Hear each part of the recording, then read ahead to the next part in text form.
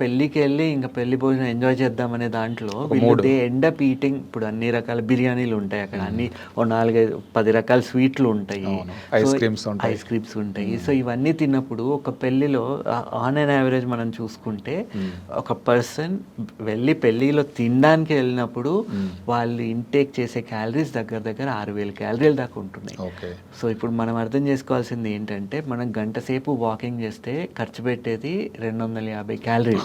Okay. గంట సేపు swimming చేస్తే మీరు ఖర్చు పెట్టేది 400, 450 క్యాలరీలు. జాగింగ్ చేస్తున్నారు అరగంట అంటే మీకు ఒక 500 క్యాలరీస్ ఖర్చు పెడతారు. యా. సో ఇప్పుడు 6,000 calorie intake. So every 3,500 calories ఇంటెక్కి మీరు ఒక సగం కిలో బరువు పెరుగుతారు.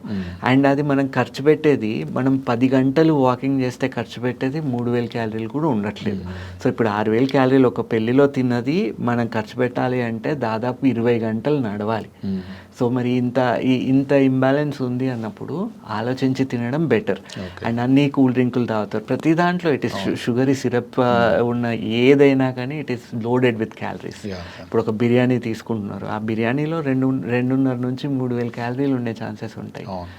సో స్వీట్స్ ఇంకా ఎక్కువ calories. So it's always better keep a watchful I.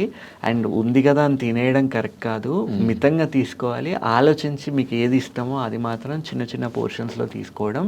And దాని తర్వాత దాన్ని ఎట్లా ఖర్చు పెట్టాలో కూడా ముందు ప్లాన్ చేసుకొని మీరు ఖర్చు పెట్టి తినడం బెటర్, తిన్నాక ఖర్చు పెట్టడం కన్నా.